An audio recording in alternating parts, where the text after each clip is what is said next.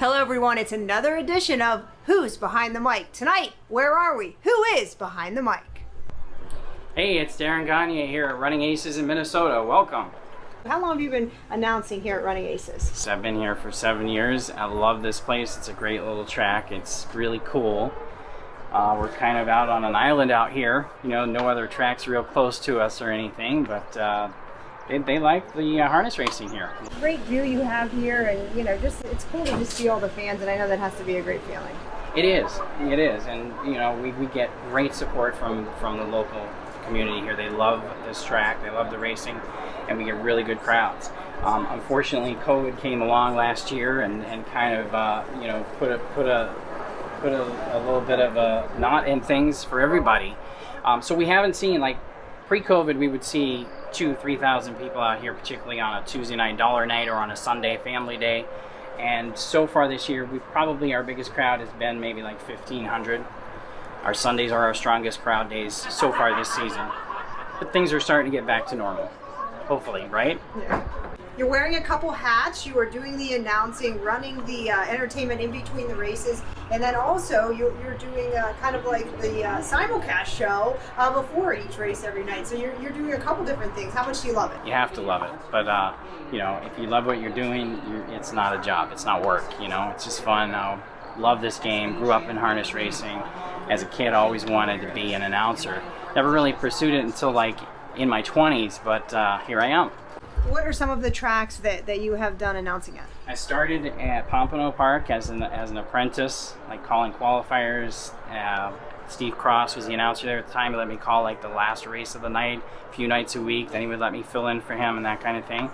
So I started there, and then I got an opportunity to go out to Michigan and be the announcer at Saginaw, and quickly was followed by an opportunity at Sports Creek. And now I'm also working in the race office out there. Worked at Jackson Raceway as well. Filled in at Northville down. So I was out in Michigan for about 5 years until, you know, racing kind of started to fall apart out there. So then I took a break from racing for a while, but back here at Running Aces. Such an interesting spot. Of all the tracks that I've been to and the other announcers that we visited, you're kind of low here. You guys are on like the second floor. This is the lowest announcer's booth that I have ever worked in and I have ever even seen.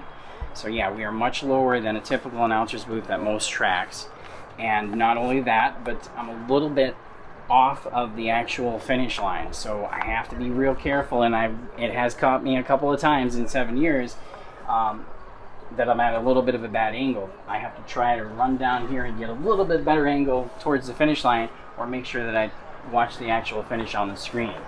Now, what are some of the tools of the trade for you? Binoculars, marking the program, what does it for you? So binoculars in big fields, late at night I'll use binoculars more. Sometimes I'll use them at the start, but in general, particularly in shorter fields, like fields of 7 or less, don't really need them.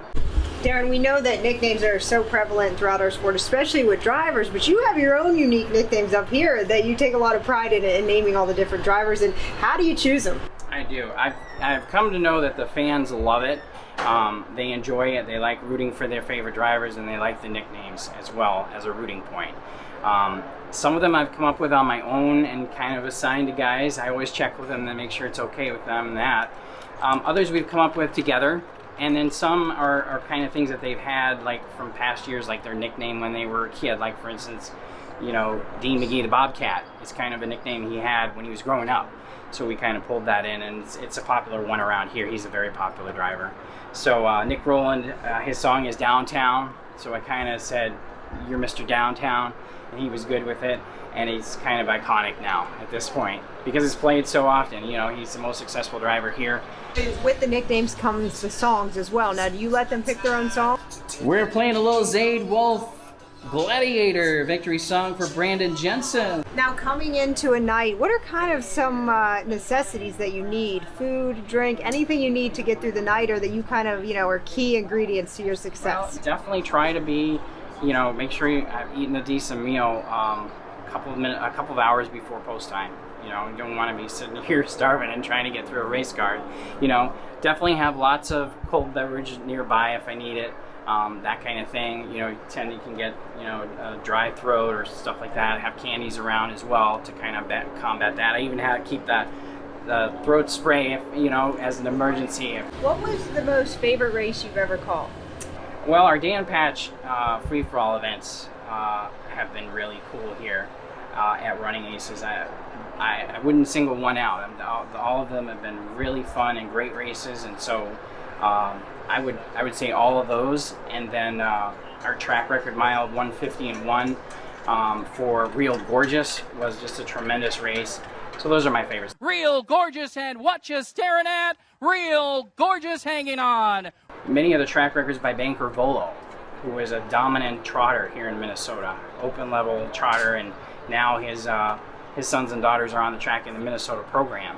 And he unfortunately passed away suddenly last summer, but his legacy lives on in these fillies and colts that are out here racing out. So you mentioned coming up and starting under Steve Cross. What are some of the other announcers that you really admire, or that you've tried to learn from?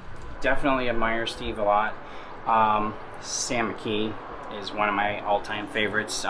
He's from Michigan. When I was out in Michigan, he used to come out to Michigan, obviously, a few times a year to visit family.